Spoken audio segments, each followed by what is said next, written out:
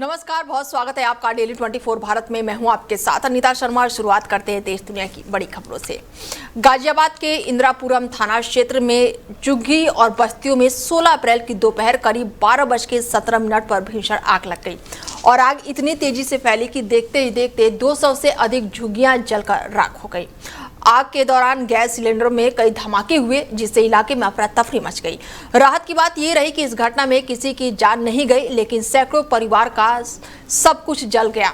घटना के 2 दिन बाद प्रदेश सरकार के समाज कल्याण राज्य मंत्री गाजियाबाद के प्रभारी मंत्री असीम अरुण ने मौके का दौरा किया। उनके साथ जिलाधिकारी रविंद्र कुमार और एडिशनल पुलिस कमिश्नर राजकरण भी मौजूद रहे। अधिकारियों ने प्रभावित क्षेत्र का निरीक्षण किया और पीड़ित परिवारों से मुलाकात की। मंत्री ने बताया कि इस हादसे में करीब 285 परिवार प्रभावित हुए हैं और आग लगने के कारणों की जांच की जा रही है। उन्होंने कहा कि सभी प्रभावितों को आर्थिक सहायता दी जा रही है और भोजन और आवास की व्यवस्था की गई है। साथ ही भविष्य में ऐसी घटनाएं रोकने के लिए प्रशासन को सख्त निर्देश दिए गए हैं। प्रशासन की कवायद है, जब से यहाँ कनावली में जो आग जनी की घटना हुई है तो 284 परिवार हैं जो प्रभावित हुए हैं। रिलीफ कैंप हमने चला रखा है। तीनों टाइम का भोजन की व्यवस्था, पानी की व्यवस्था, टॉयलेट की व्यवस्था हम लोग करा रहे हैं। पर चूंकि सभी लोगों का एक ये मांग है कि तत्काल उनको पुनर्वास भी कराया जाए, तो उसके लिए भी उस दिशा में हम लोग आज हमने रणनीति बनाई है, हम लोग काम करेंगे और रिलीफ कैंप की संख्या भी हम लोग बढ़ाएंगे। और चूंकि सभी जो ऐसे लोग हैं जो उठकर रोजगार करते हैं अलग अलग स्थानों पे, तो उसमें उनको प्रॉब्लम ना आए और छोटे बच्चे हैं उनके दूध आदि की व्यवस्थाएं, गर्भवती महिलाओं का हेल्थ चेकअप आदि कराया गया है और ये प्रयास है कि अगले 1 सप्ताह में हम स्थितियों को यहाँ पे नॉर्मल करते हैं। प्रशासन की कवायद है। वहीं मुजफ्फरनगर में अपहरण के बाद हत्या का सनसनीखेज मामला सामने आया है। रामराज थाना क्षेत्र में गांव के निवासी 50 साल के सुरेंद्र पिछले 3 दिनों से लापता थे। परिजनों को शिकायत पर उनकी पत्नी ने अपहरण और हत्या का मामला दर्ज कराया था। पुलिस जांच के दौरान गंगनहर से सुरेश का शव बरामद हुआ है, जिससे पूरे क्षेत्र में हड़कंप मचा हुआ है। जांच में सामने आया है कि सुरेश की हत्या गाड़ी में हुए झगड़े के बाद की गई थी। पुलिस ने गाड़ी नंबर के आधार पर आरोपी फौजी विकल को गिरफ्तार कर लिया है और उसकी निशानदेही पर गंगनहर में शव बरामद किया है। और इस मामले में कार्तिक और आदेश नाम के 2 अन्य आरोपियों को भी पहचान हुई है, जो फिलहाल फरार बताए जा रहे हैं। बताया जा रहा है कि वारदात के दौरान कार का इस्तेमाल किया गया। पुलिस ने शव को कब्जे में लेकर पोस्टमार्टम के लिए भेज दिया है। रामराज थाना पुलिस सब फरार आरोपियों की तलाश में जुटी हुई है और पूरे मामले में आगे की कानूनी कार्रवाई जारी है। देखिए, एक मामला संज्ञान में आया है रामराज थाने का। सुनीता निवासी इब्राहिमपुर पट्टी थाना रामराज द्वारा रामराज पुलिस को एक सूचना दी गई थी कि उनके पति सुरेश पुत्र बाबूराम ये लापता है, जिसके आधार पर गुमशुदगी दर्ज की गई थी। और बाद में इस पर जब जानसठ और मीरापुर तथा रामराज की पुलिस काम कर रही थी, SPRA और CO जानसठ के नेतृत्व में, इसमें कुछ संज्ञान में आया कि कुछ लोगों ने मदिरा के नशे में या शराब के नशे में एक ब्रीजा गाड़ी में झगड़ा हुआ और उस ब्रीजा गाड़ी में झगड़े के दौरान उसका गला दबाकर हत्या कर दी गई है। इसके आधार पर जब मामला संज्ञान में आया, तत्काल पुलिस ने जो है नहर में जहां पर बॉडी डाली गई थी उसको वहां से बरामद किया है। इसमें जो हत्या का अभियोग होता है वो दर्ज कर लिया गया है तथा हत्या के अभियोग के साथ साथ जो नामजद अभियुक्त थे उनको गिरफ्तार कर लिया गया। विकल नाम के अभियुक्त को गिरफ्तार कर लिया गया, ब्रीजा गाड़ी बरामद कर ली गई है। बाकी जो शेष 2 अभियुक्त हैं शीघ्र ही उनको गिरफ्तार कर लिया जाएगा। तथा इसमें कठोरतम कार्रवाई गैंगस्टर एक्ट के तहत कार्रवाई भी सुनिश्चित की जा रही है तथा साथ ही साथ मैं आपको बता दूं इसमें जो भी और कठोरतम कार्रवाई होगी। वहीं नोएडा में हुए श्रमिक हिंसा के मामले में बड़ी कार्रवाई करते हुए ATS ने मास्टरमाइंड आदित्य आनंद को तमिलनाडु से गिरफ्तार कर लिया है। आरोपी को तमिलनाडु के त्रिचुपल्ली से पकड़ा गया है, जहां पर वो वारदात के लिए छिपकर रह रहा था और इस गिरफ्तारी को पुलिस की बड़ी सफलता मानी जा रही है। आदित्य आनंद पर नोएडा पुलिस ने 1 लाख रुपए का इनाम घोषित किया था और वो लंबे समय से फरार चल रहा था और पुलिस उसकी तलाश में कई राज्यों में लगातार दबिश दे रही थी और आखिरकार STF की टीम ने सटीक सूचना के आधार पर उसे गिरफ्तार कर लिया है। बताया जा रहा है कि आदित्य आनंद श्रमिक हिंसा की पूरी साजिश का मुख्य आरोपी था और उसी के इशारे पर घटना को अंजाम दिया गया था। गिरफ्तारी के बाद अब उससे पूछताछ की जा रही है, जिससे मामले में और भी खुलासे होने की उम्मीद है। पुलिस अब आरोपी को नोएडा लेकर आने की कानूनी प्रक्रिया तेज की है। वहीं नोएडा में भारतीय बास्केटबॉल को नई ऊंचाई देने की दिशा में एक अहम पहल की गई है। बता दें कि यूवीपीएफ यानी कि यूवाईबीए द्वारा स्पोर्ट एसओयूएल के सहयोग से 18 अप्रैल 2026 से 4 दिवसीय प्रो लेवल एलटी कैप का आयोजन किया गया है। और इस कैप की खास बात यह है कि इंग्लैंड की राष्ट्रीय टीम और लंदन एयरलाइंस के हेड कोच जो है वो खिलाड़ियों को प्रशिक्षण दे रहे हैं और इसके साथ ही प्रमाणित कोच जो है वो खिलाड़ियों को वहीं से ट्रेनिंग दे रहे हैं जो कि यूके और यूरोप में कॉलेज स्तर के बास्केटबॉल के लिए जरूरी मानी जाती है। और इस पहल में भारतीय खिलाड़ियों को अंतर्राष्ट्रीय स्तर की कोचिंग अपने ही देश में मिल रही है, जो पहले केवल विदेश जाकर ही संभव थी। यूवाईबीए का उद्देश्य जो है युवा प्रतिभागियों को वैश्विक मंच के लिए तैयार करना है। और इस कैंप के जरिए खिलाड़ियों को न केवल आधुनिक तकनीकी की जानकारी मिल रही है बल्कि उन्हें प्रोफेशनल खेल के मानकों के अनुरूप भी ढालने का अवसर मिला है। ये पहल भारतीय बास्केटबॉल के विकास में एक महत्वपूर्ण कदम माना जा रहा है।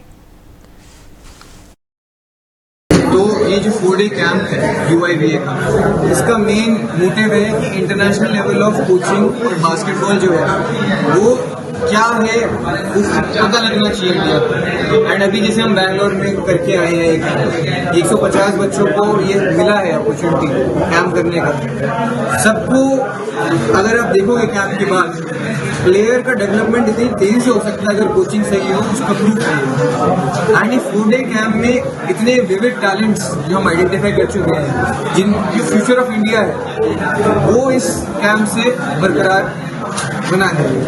एंड यूआईबीए का जो गोल है वो ये है कि इंडिया में अगर तुम 7 साल की एज में बॉल पकड़ते हो, 7 साल की एज से लेकर 18 की एज में या तो स्टूडेंट एथलीट या तो एक प्रोफेशनल बास्केटबॉल प्लेयर बनाने का सपना पूरा करने की हम तैयारी रखते हैं और बनाते हैं। ऐड करता हूँ, लास्ट मेरे साथ 1 साल से है। ये जो चेंज आया है कि कितने टाइम में हमने कम समय में कॉमनवेल्थ एंट्री की है, ये उल्लास का उसमें विजन है।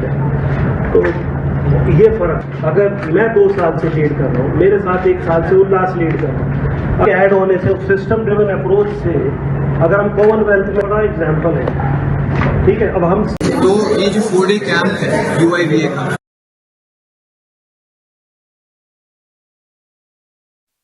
वहीं नोएडा के थाना फेज 2 क्षेत्र में सेक्टर 80 के पास एक कबाड़ के गोदाम में भीषण आग लग गई है। आग इतनी तेजी से फैली है कि देखते ही देखते पूरा गोदाम जलकर राख हो गया है। घटना की सूचना मिलते ही फायर विभाग की कई गाड़ियां मौके पर पहुंची और आग बुझाने का अभियान शुरू किया है। दमकल कर्मियों ने कड़ी मशक्कत के बाद आग पर काबू पा लिया। आग के कारण आसपास के इलाकों में अफरा तफरी का माहौल बन गया है। हालांकि राहत की बात यह रही कि इस घटना में किसी भी तरह की जनहानि नहीं हुई। शुरुआती जानकारी के अनुसार आग लगने का कारण अभी स्पष्ट नहीं हो पाया है। फायर विभाग और पुलिस की टीम मामले की जांच में जुटी हुई है। आशंका जताई जा रही है कि आग शॉर्ट सर्किट या फिर लापरवाही के कारण लगी हो सकती है, लेकिन इसकी पुष्टि जांच के बाद ही होगी। प्रशासन ने लोगों से अपील की है कि वे ऐसे जगहों पर सुरक्षा मानकों का पालन करें ताकि भविष्य में इस तरह की घटनाओं से बचा जा सके। मुजफ्फरनगर में शुक्रवार देर रात औद्योगिक सुरक्षा को लेकर उस समय सनसनी फैल गई जब भोपाल रोड जैली रोड पर जानसार रोड स्थित कई पेपर मिलों के ऊपर एक संदिग्ध ड्रोन मंडराते हुए देखा गया। रात के अंधेरे में अत्याधुनिक ड्रोन की गतिविधियों ने मिल मालिकों, सुरक्षा एजेंसियों और पुलिस विभाग में हड़कंप मचा दिया। खास बात यह रही कि जिले में बिना अनुमति ड्रोन उड़ाना प्रतिबंधित है, जिससे मामला और भी गंभीर हो गया है। पेपर मिल एसोसिएशन के अनुसार बिंदलास डुप्लीकेट और बिंदाल पेपर और साथ ही अग्रवाल डुप्लीकेट्स और कृष्णा चंद पेपर मिल समेत कई इकाइयों के ऊपर ड्रोन देखा गया है। सुरक्षा कर्मियों ने इन गतिविधियों को मोबाइल में रिकॉर्ड किया है और संदिग्धों को पीछा भी किया है, लेकिन वो अंधेरे का फायदा उठाकर मौके से फरार हो गए। मौके के आसपास 2 बाइक और एक बोलेरो में कुछ संदिग्ध देखे गए थे। घटना के बाद से पुलिस मौके पर पहुंची है, लेकिन तत्काल कोई सुराग नहीं मिला है। अधिकारियों ने बताया कि जांच शुरू कर दी गई है और इस घटना ने औद्योगिक जासूसी और सुरक्षा में सेध की आशंका को जन्म दे दिया है, जिससे पूरे क्षेत्र में चिंता का माहौल बना हुआ है। दरअसल रात हमारे पास फोन आने शुरू हुए कि यहाँ पेपर मिलों के ऊपर ड्रोन उड़ रहे हैं। अत्याधुनिक ड्रोन थे, कुछ लोगों ने वीडियो भी बनाई है, काफ़ी ऊपर उड़ रहे थे, नीचे भी आ रहे थे। और जैसा हमें पता लगा कम से कम 3 ड्रोन थे जो भोपाल रोड पर भी थे, जोली रोड पर भी और जानसठ रोड पर भी, जिन्हें शायद 8-10 लोगों ने चलाया हो। एक साथ ही उड़ रहे थे। यहाँ शाकुम्भरी पेपर मिल के ऊपर, बिंदलास डुप्लेक्स मेरी जो मिल है उसके ऊपर, मीनू में, सिल्वर्टन के ऊपर और भी कई इंडस्ट्रीज के ऊपर ड्रोन देखे गए हैं। अब हो सकता है कि वो केवल पेपर मिलों को टारगेट किया हो, ऐसा भी हो सकता है अदर इंडस्ट्रीज को, या गांव में भी वो आसपास के शहर में भी उन्होंने रिकॉर्ड किया हो या जो भी देखा हो। तो मैंने 112 नंबर पर भी फोन किया था और नई मंडी थाना अध्यक्ष से भी बात हुई थी, उन्होंने भी दिखवाया। अभी तक कोई पता नहीं लग पाया, लेकिन एक बहुत गंभीर विषय है क्योंकि बिना परमिशन के कोई ऐसे ड्रोन उड़ा नहीं सकता और सुरक्षा को खतरा हो सकता है हमारी, शहर की या देश की। मतलब इसकी छानबीन मुझे लगता है बहुत ज्यादा जरूरी है। ये लोग कौन थे, उनका क्या उद्देश्य था, क्यों वो ड्रोन उड़ाए गए।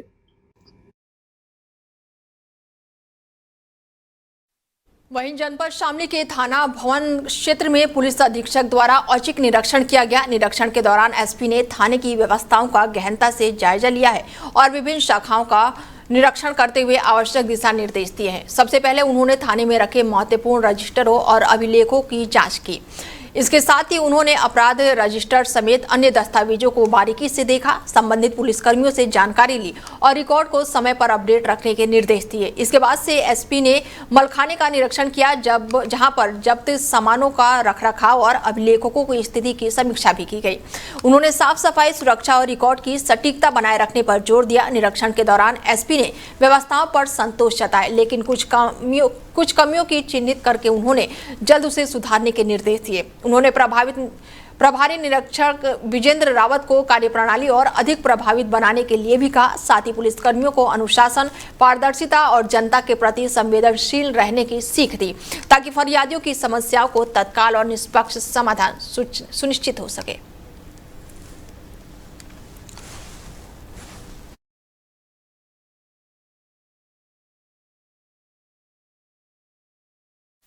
गाजियाबाद के लोनी कोतवाली क्षेत्र में शनिवार देर रात जब्त किए गए वाहनों में अचानक से ही आग लगने से हड़कंप मच गया।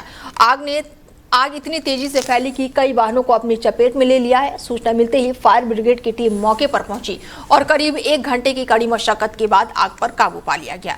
राहत की बात यह रही कि इस हादसे में कोई भी जनहानि नहीं हुई। जानकारी के अनुसार रात करीब 10 बजे ट्रॉनिक सिटी फायर स्टेशन को आग लगने की सूचना मिली। मौके पर पहुंची टीम ने आग कोतवाली परिषद के अंदर और बाहर खड़े किनारे वाहनों तक फैल चुकी थी। स्थिति की गंभीरता को देखते हुए फायर टेंडर भी बुलाए गए और आग में 5 कबाड़ जो है वो घोषित एम्बुलेंस, 1 मिनी बस और 2 डीसीएम और 2 ट्रैक्टर, 4 ऑटो और करीब 22 कारें जलकर राख हो गई हैं। दमकल कर्मियों ने लगातार पानी के बौछार करके 10:50 तक आग पर पूरी तरह से काबू पा लिया। फिलहाल आग लगने के कारणों का पता नहीं चल सका है। पुलिस और फायर विभाग मामले की जांच में जुटे हुए हैं। आज दिनांक 18 अप्रैल 2026 को रात्रि समय लगभग 9:52 पर फायर स्टेशन ट्रॉनिका सिटी पर सूचना प्राप्त हुई थी। लोनी कोतवाली में खड़े हुए जब्त किए हुए वाहनों में आग लगी हुई है, जिसके देखते हुए तत्काल लोनी से 3 गाड़ियां घटनास्थल पर भेजी गई। वहां जाके देखा तो 15 से 20 वाहन जो एमबी एक्ट में और अन्य जब्ती में खड़े हुए थे, उन सभी वाहनों में आग फैली हुई थी। तत्काल दोनों साइड से होश फैलाते हुए आग बुझाना शुरू किया। घटना में किसी प्रकार की कोई जनहानि नहीं है और लगभग 1 घंटे की कड़ी मशक्कत के बाद आग को पूर्ण रूप से बुझा दिया गया। गाजियाबाद के इंदिरापुरम थाना क्षेत्र में पुलिस और एक बदमाश के बीच मुठभेड़ हुई, जिसमें 7 साल की बच्ची से दुष्कर्म और चोरी के आरोपी को गिरफ्तार कर लिया गया है। मुठभेड़ के दौरान आरोपी के दोनों पैर में गोली लगी है, जिसके बाद से उसे घायल अवस्था में पकड़ लिया गया है। पुलिस के अनुसार 15 और 16 अप्रैल की रात को नीतिखंड 2 इलाके में एक निर्माणाधीन प्लॉट की झुग्गी से 7 साल की बच्ची के साथ दुष्कर्म और नकदी और मोबाइल चोरी की घटना सामने आई थी और इस मामले में अज्ञात आरोपी के खिलाफ मुकदमा दर्ज करके जांच शुरू की गई थी। रविवार देर रात गश्त के दौरान पुलिस ने गौर ग्रीन से पुलिया जाने वाले ग्रीन बेल्ट रोड पर एक संदिग्ध को रोकने का प्रयास किया और खुद को घिरता देखकर आरोपी ने पुलिस पर फायरिंग कर दी। जवाबी कार्रवाई में पुलिस की गोली से वो घायल हो गया। आरोपी की पहचान अल्फाजुद्दीन उर्फ भोलू के रूप में हुई है और उसके पास से अवैध तमंचा, कारतूस और चोरी के 10,000 रुपए नगद भी बरामद किए गए हैं। पुलिस ने उसे अस्पताल में भर्ती कराया है और पॉक्सो और आर्म्स एक्ट के तहत आगे की कार्रवाई जारी है। बड़ी जानकारी गाजियाबाद से निकल कर आ रही है, जहां पर पुलिस की मुठभेड़ का मामला निकलकर सामने आया है। बच्ची के साथ दुष्कर्म का जो आरोपी है उसके साथ पुलिस की मुठभेड़ हुई है और इस दौरान आरोपी के पैर में गोली लग गई। हालांकि पुलिस ने घायल आरोपी को इलाज के लिए अस्पताल में भर्ती कराया है। बड़ी जानकारी निकलकर सामने आ रही है कि आरोपी के पास से अवैध तमंचा और नकदी भी पुलिस ने बरामद किया है और ऐसे में बच्ची से दुष्कर्म का आरोप है और साथ ही चोरी का मामला भी निकलकर सामने आया। फिलहाल पुलिस ने बड़ी कार्रवाई करते हुए मुठभेड़ के दौरान आरोपी को धर दबोचा है। गाजियाबाद से खबर है,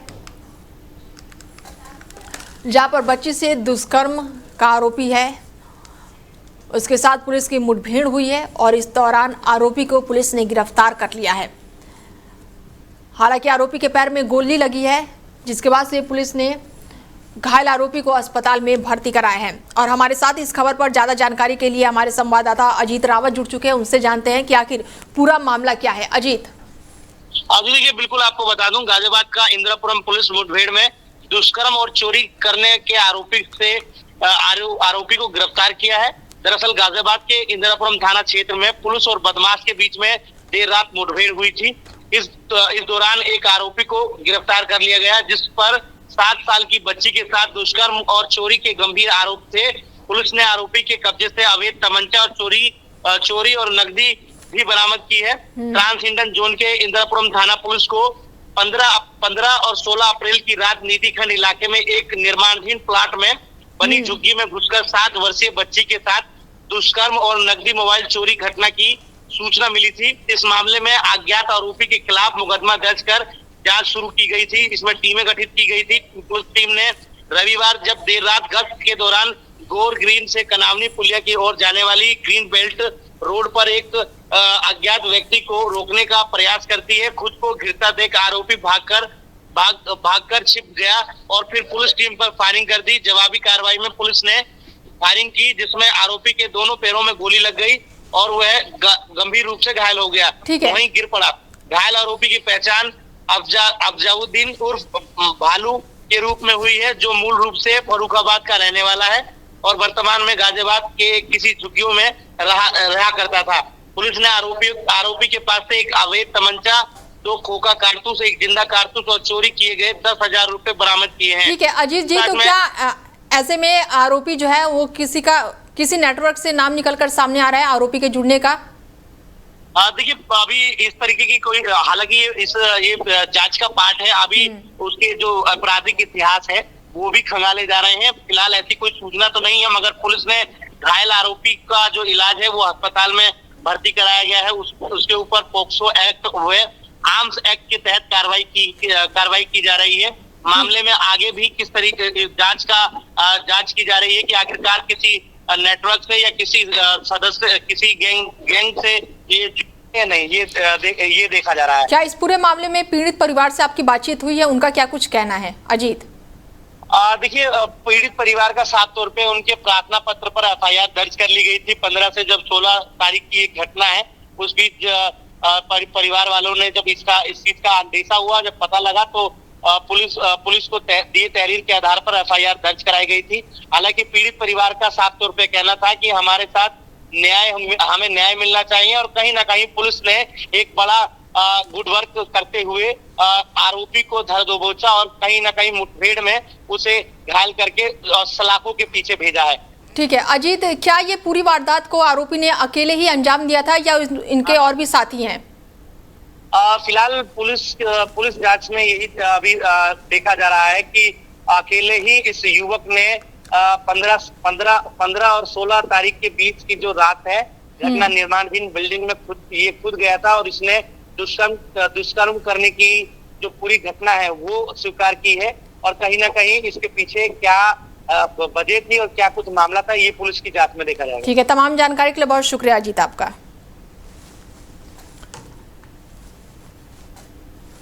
बता दें कि गाजियाबाद से खबर है, जहां पर बच्ची से दुष्कर्म का मामला सामने है। ऐसे में पुलिस ने बड़ी कार्रवाई करते हुए आरोपी को मुठभेड़ के दौरान गिरफ्तार कर लिया है। आरोपी के पास से अवैध तमंचा और नकदी भी पुलिस ने बरामद किया है, जिसके बाद से पुलिस ने घायल आरोपी को फिलहाल इलाज के लिए अस्पताल में भर्ती कराया है और आगे की कार्रवाई शुरू कर दी है।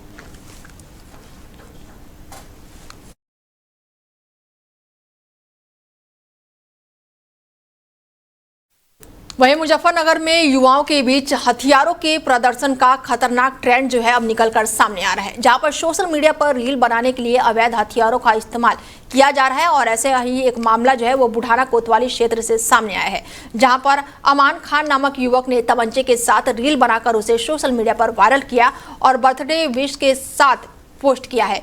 वायरल वीडियो होने के बाद से पुलिस हरकत में आई है और आरोपी के खिलाफ कार्रवाई शुरू की है। पुलिस के कंधाल रोड में अमान खान की गिरफ्तारी कर ली गई है। तलाशी के दौरान उसके पास से एक अवैध तमंचा और कारतूस बरामद किए गए हैं। पुलिस अधिकारियों का कहना है कि सोशल मीडिया पर हथियारों का प्रदर्शन कानूनन अपराध है और इससे समाज में गलत संदेश जाता है और ऐसे मामले में सख्त कार्रवाई की जाएगी ताकि युवाओं में बढ़ते हुए इस ट्रेंड को रोका जा सके। फिलहाल पुलिस ने आरोपी के खिलाफ संबंधित धाराओं में मुकदमा दर्ज कर लिया है और आगे की कानूनी कार्रवाई की जा रही है। साथ ही अन्य ऐसे मामलों पर भी नजर रखी जा रही है।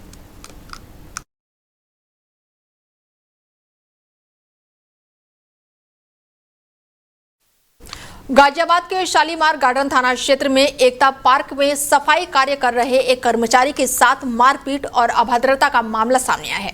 घटना का वीडियो सीसीटीवी कैमरे में कैद हो गया है, जो अब सोशल मीडिया पर वायरल हो रहा है। पुलिस ने पीड़ित की तहरीर पर मुकदमा दर्ज करके जांच शुरू कर दी है। पीड़ित किशन निवासी जो है सहादरा बोर्ड दिल्ली में बताया जा रहा है और 15 अप्रैल की सुबह पार्क में सफाई का काम कर रहा था और इसी दौरान नगर निगम के ठेकेदार योगराज वहां पर पहुंचे और बिना किसी कारण गाली गलौज शुरू कर दी। विरोध करने पर आरोप है कि योगराज ने उसे थप्पड़ मारा है और अपने साथी संजीव चौधरी, अनुज और जितेंद्र को मौके पर बुला लिया। आरोप है कि इसके बाद से सभी ने मिलकर किशन और उसके परिजनों के साथ मारपीट की। इस दौरान राहुल की सोने की चैन और मोबाइल भी गिर गया। पीड़ित ने यह भी आरोप लगाया है कि आरोपियों ने जाति सूचक शब्दों का इस्तेमाल करके अपमानित किया और जान से मारने की धमकी दी है। पुलिस ने मामला दर्ज कर लिया है और सीसीटीवी फुटेज के आधार पर जांच की जा रही है। अधिकारियों ने दोषियों के खिलाफ सख्त कार्रवाई का आश्वासन दिया है।